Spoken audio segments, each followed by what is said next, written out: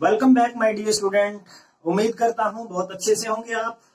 आज हम +1 क्लास की एक नई यूनिट स्टार्ट करने जा रहे हैं, वर्क, पावर एंड एनर्जी। इससे पहले हमने 2 यूनिट कंप्लीट की है, काइनेमेटिक्स और NLM, Newton's law of motion. I hope कि वो दोनों यूनिट आपने अच्छे से देख लिए होंगे और प्रॉपर उनके नोट्स मेंटेन किए होंगे और उन पे न्यूमेरिकल्स भी करके देखे होंगे। और अगर अभी तक आप मेरे YouTube चैनल पे नए हो तो सब्सक्राइब करना ना भूलें, और जो पुराने वीडियो हैं, प्रीवियस वीडियोस हैं, उनके लिंक नीचे डिस्क्रिप्शन में गिवन है, पूरी playlist unit wise. Let's start our new unit, that is work, power and energy. हमारी फर्स्ट यूनिट में पहला ही टॉपिक सबसे इंपॉर्टेंट हो जाता है, वर्क डन। वर्क डन क्या है, किसको कहें हम वर्क डन?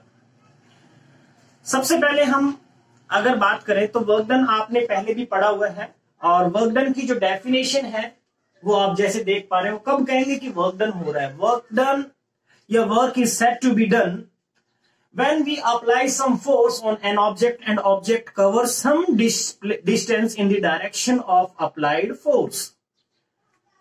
तब हम कह सकते हैं कि हमारा कुछ वर्क डन हुआ है। लेट्स सपोज हमारे पास में ये ब्लॉक है जिसका मास m है और हमने कुछ फोर्स अप्लाई किए इन the direction of applied force. In the direction of applied force displacement हुआ, ये ब्लॉक यहां से शिफ्ट होकर के यहां पहुंच गया।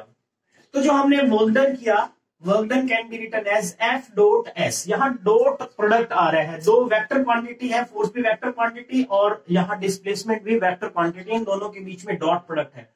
और ये भी याद रहे, जब भी 2 वेक्टर क्वांटिटी का डॉट प्रोडक्ट होता है वो हमेशा एक स्केलर क्वांटिटी होती है। तो वर्क डन एक स्केलर क्वांटिटी है।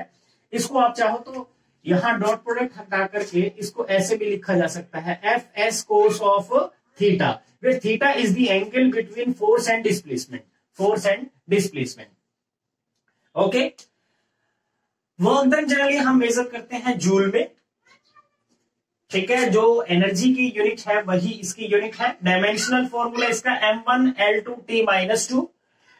और work done can B positive, negative, zero. ये पॉजिटिव, नेगेटिव, जीरो कैसे है इसके बारे में हम डिटेल में बाद में स्टडी करेंगे। तो ये जनरली वर्क डन के बारे में हमें कुछ फीचर्स पता चल गए। अब मैं जैसे वर्क डन को लिख रहा हूं, यहां पे कोस थीटा का क्या मैटर है, क्यों हमने ये यूज किया? क्योंकि जो आप फोर्स अप्लाई कर रहे हो, हर बार जरूरी नहीं कि आप किसी ऑब्जेक्ट के ऊपर फोर्स अप्लाई करो, इन the direction of applied force he displacement हो, ये कोई जरूरी नहीं है, कंपल्सन नहीं है यहां पे। जैसे मान लिया कि हमारे पास में एक ब्लॉक ये है, ठीक है, खिलौना गाड़ी मान सकते हो, बच्चा टॉय खींचता है, यहां पे एक फोर्स आपने लगाया F, ये फोर्स आपने अप्लाई किया, और आपको पता है कि इसकी जो डिस्प्लेसमेंट होनी है वो इस डायरेक्शन में होगी, ठीक है। कितना एंगल लगाया? ये थीटा एंगल मान लिया हमने हॉरिजॉन्टल के साथ में। तो F का कितना कंपोनेंट इसको डिस्प्लेस करने में हेल्प कर रहा है? Only F cos of theta. F cos theta is the responsible factor to move this object into a particular direction. Okay, और यहां से जो डिस्प्लेसमेंट हुआ, लेट्स सपोज वो S हुआ। अगेन हमने कहा कि S डिस्प्लेसमेंट है, तो हमने लिखा F into S cos of theta, F into S cos of theta. तो इस तरीके से हम लिख रहे हैं। अब ये कंप्लीट फोर्स का इतना कंपोनेंट ही इस डायरेक्शन में वर्क डन करने में हेल्प है, ठीक है, वर्क डन करने में हेल्प कर रहा है। बाकी जो फोर्स है इसका F साइन थीटा, वो इसको हो सकता है बैलेंस करने में हेल्प कर रहा हो, ठीक है, बट F cos थीटा यहां पे रिस्पॉन्सिबल फैक्टर है जो इस ऑब्जेक्ट को डिस्प्लेस करवाएगा या वर्क डन करेगा। अगर ये समझ आ गया है, नोट कर लिया हो, तो हम आगे चलते हैं।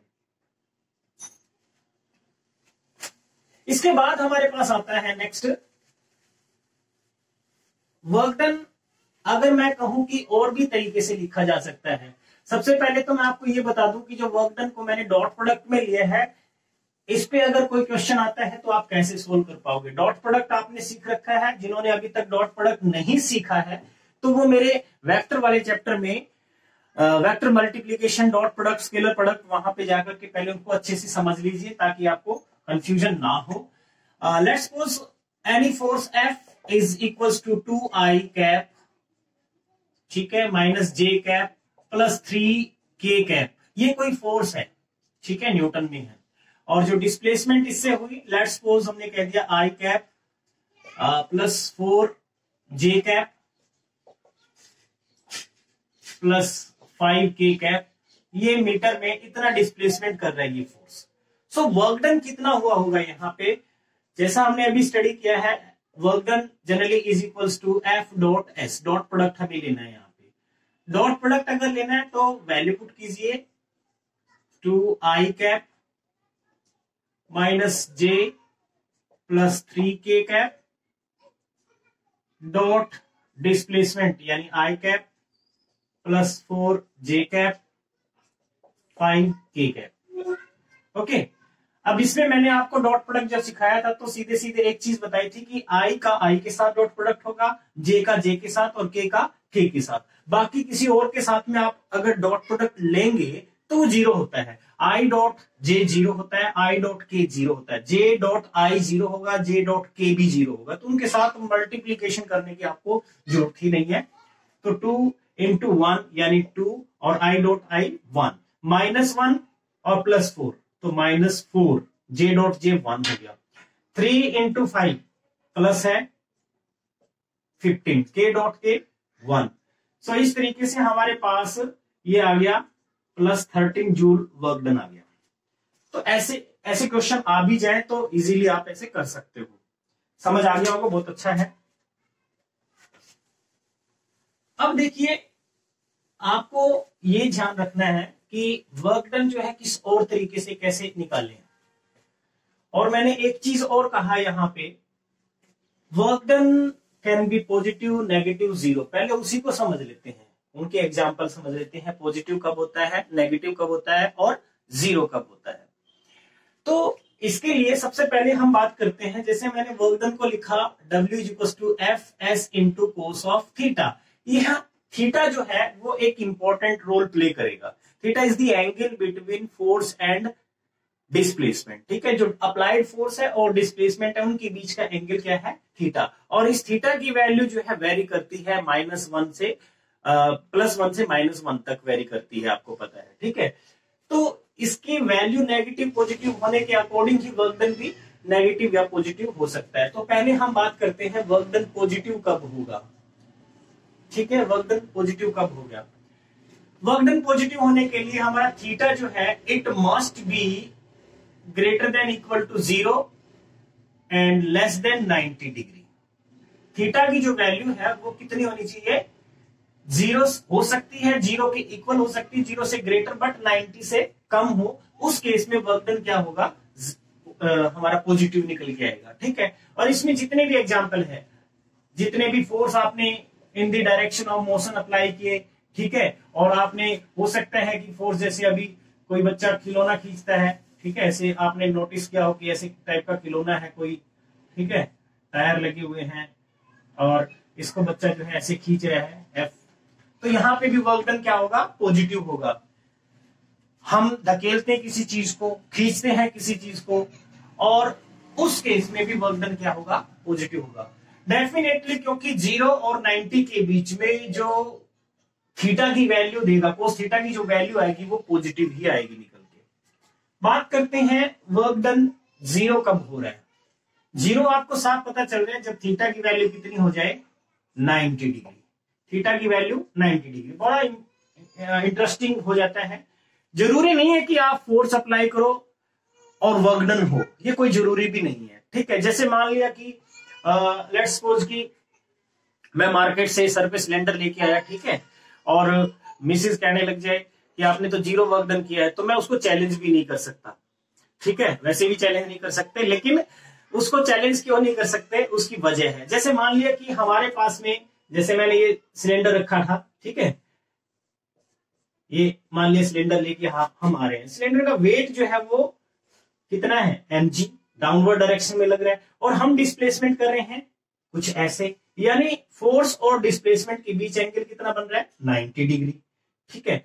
और जब भी ऐसी सिचुएशन क्रिएट हो तो वर्क डन क्या होगा, 0, ठीक है। जैसे मान लिया कि हम लिखेंगे F S cos of 90 degree, और कोस 90 कितना होता है, 0 होता है। सो वर्क डन यहां से निकल के आएगा 0, ठीक है। एक तो ये कंडीशन बने, यानी फोर्स और डिस्प्लेसमेंट के बीच में एंगल कितना बनता हो 90 डिग्री, उस केस में हम ये कहेंगे कि वर्क डन कितना आएगा, 0 आएगा। पहली कंडीशन।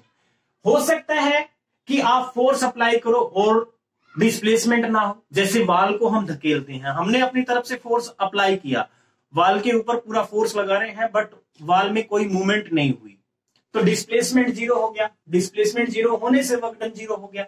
ठीक है, ये भी एग्जांपल हो सकता है। या फिर ऐसा हो कि किसी चीज को आप लेकर के यहां से धकेलते हुए और इसको पूरा इधर उधर से वापस इसी पॉइंट पे लिया है, तो डिस्प्लेसमेंट कितना हुआ। आपको पता है कि जब इनिशियल और फाइनल पॉइंट वही होता है तो डिस्प्लेसमेंट हम कह सकते हैं कि 0 होगा। तो आपने इस पे फोर्स लगाया, नो डाउट, ठीक है, मूवमेंट भी हुई, लेकिन जैसे ही आप उसको वापस उसी पॉइंट पे ले आते हैं तो टोटल वर्क डन क्या आ जाएगा, 0 हो जाएगा, क्योंकि डिस्प्लेसमेंट उस केस में 0 हो गया। ठीक है, जब इनिशियल और फाइनल पॉइंट सेम हो तो डिस्प्लेसमेंट हमें पता है 0 होता है, तो वर्क डन ऐसे भी 0। तो वर्क डन 0 होने के मैंने आपको 3 अलग अलग केस बताए।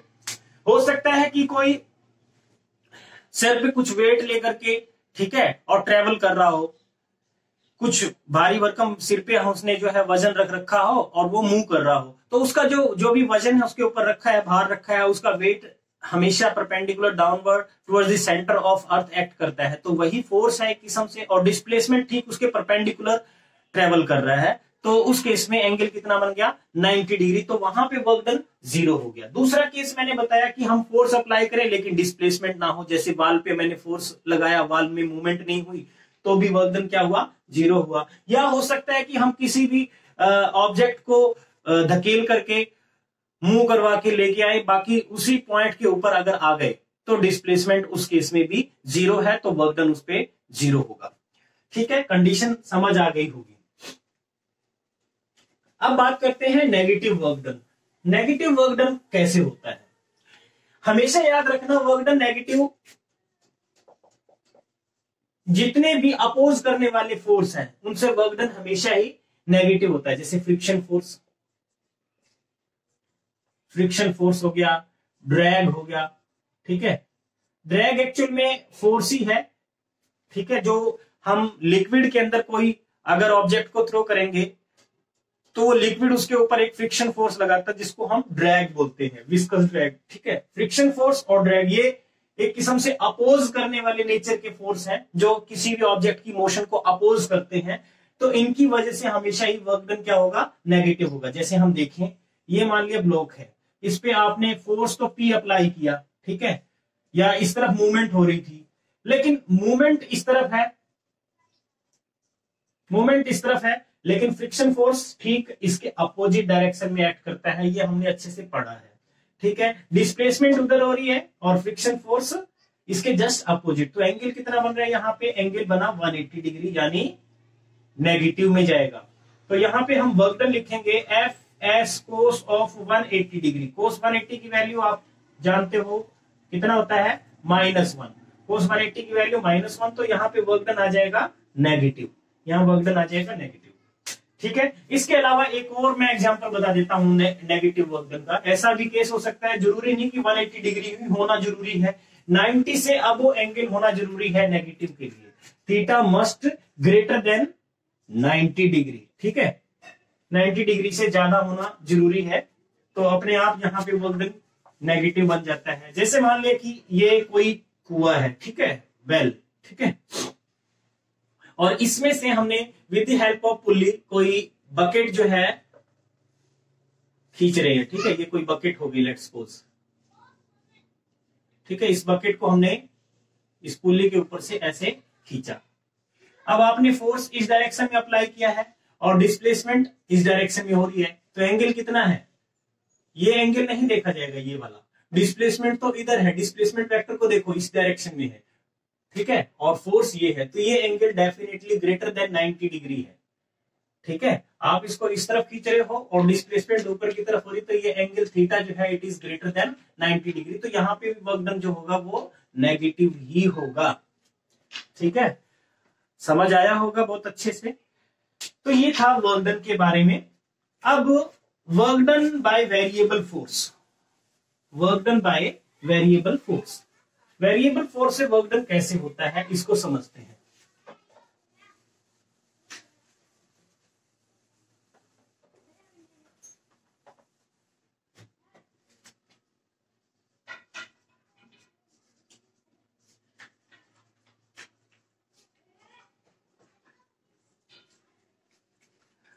इसको एक ग्राफ से समझेंगे हम। जैसे मान लिया कि ये मैंने एक फोर्स डिस्टेंस ग्राफ ले लिया, यहां पे फोर्स है और यहां हमने डिस्प्लेसमेंट ग्राफ, इसको हमने कंसीडर किया। लेट्स सपोज ग्राफ कुछ ऐसे है, ये कुछ ग्राफ है। आप इसको अगर देखें अच्छे से, इसको रीड करें, तो इस ग्राफ का एरिया अंडर द कर्व हमें क्या देगा, वर्क डन देगा। ठीक है, यहां पे आप लिख भी सकते हो area under the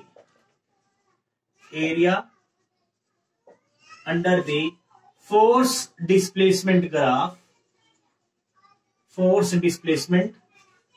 graph gives work done, तो वो वर्क डन देगा।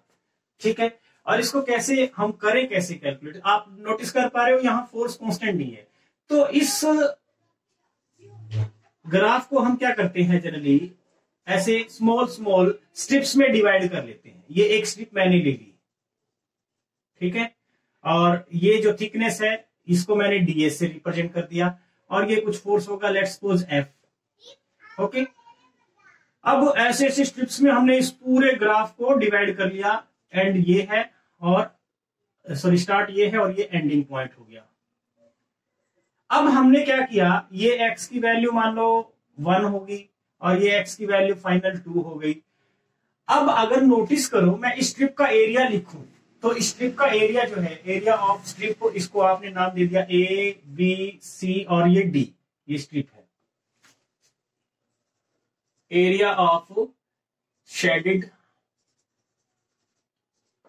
Strip A, B, C, D, इसका एरिया जो है आपको क्या दे रहे, देखिए एरिया जनरली क्या होता है, ये जो भी होगा इसकी कुछ विड्थ है और ये कुछ हाइट है। हाइट इसका F के बराबर है, F, और इसकी विड्थ जो है वो ds है। F into ds, force into displacement, ये कुछ ना कुछ टाइप का वर्क डन है, dw, वर्क डन। स्ट्रिप का एरिया जो है हमें क्या दे रहा है, वर्क डन। अगर इसी को मैं इंटीग्रेट कर दूं, इसी को अगर हम इंटीग्रेट कर दे तो ये टोटल वर्क डन बताएगा, इंटीग्रेटिंग बोथ साइड।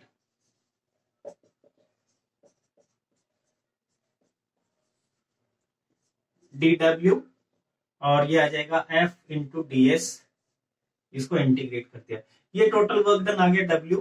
और इसको इंटीग्रेशन हम करते हैं कहां से कहां तक, x1 से लेकर के x2 तक, यानी इनिशियल पॉइंट और वो final point, F into ds। और ये क्या है, nothing but it is the area under the curve, area under the curve. ठीक है, तो वर्क डन जो है हम कैसे कैलकुलेट कर सकते हैं, इस स्ट्रिप का पूरे का एरिया अंडर दी कर्व अपने को पता चल जाए तो हम वर्क डन कैलकुलेट कर सकते हैं। तो ये है वर्क डन का जनरल फॉर्मूला। ठीक है, इस पे बेस्ड क्वेश्चन अगर आपको करना है तो नेक्स्ट लेक्चर में मैं कोशिश करूंगा कि इस पे बेस्ड आपको क्वेश्चन करवाऊं, क्योंकि बहुत इंपॉर्टेंट टॉपिक है, इससे रिलेटेड क्वेश्चन अपने को आने के चांस रहते हैं। ठीक है, तो ये था आज का फर्स्ट लेक्चर। उम्मीद करता हूं आपको बहुत अच्छे से समझ में आया होगा, और इनके प्रॉपर नोट्स जरूर बनाइए बेटा। अगर नोट्स बनाओगे तो बहुत आसानी से आपको सारी चीज समझ आएगी, और उनको पढ़ो, उन्हीं के अकॉर्डिंग क्वेश्चंस भी करके देखो, ताकि आपको वो चीज बहुत ही इजी लगे, ऐसे लगे कि जैसे ये तो हम हर रोज का काम है हमारा। ठीक है, तो जिन्होंने अभी तक मेरे प्रीवियस 2 यूनिट नहीं देखे हैं, फर्स्ट टाइम मेरे यूट्यूब चैनल पे आए हैं, तो उम्मीद करता हूं उन्होंने सब्सक्राइब कर लिया होगा, और अपना वैल्यूएबल कमेंट जरूर डाला करो। जब भी वीडियो आपको अच्छा लगे तो कमेंट जरूर किया करो, उससे हमें मोटिवेशन मिलता है और अच्छी वीडियो आप लोगों के लिए बनाए। ठीक है, मैं कंप्लीट टॉपिक कवर कर रहा हूं यहाँ पे, कोई ऐसे नहीं कि कोई टॉपिक स्किप करें हम, तो इसीलिए प्रमोट कीजिए यूट्यूब चैनल को और शेयर कीजिए जितने भी आपके सोशल प्लेटफॉर्म है, फेसबुक, इंस्टाग्राम, जो भी आप यूज करते हो, सब पे शेयर करो। इसी उम्मीद के साथ thank you, good luck, have a nice day.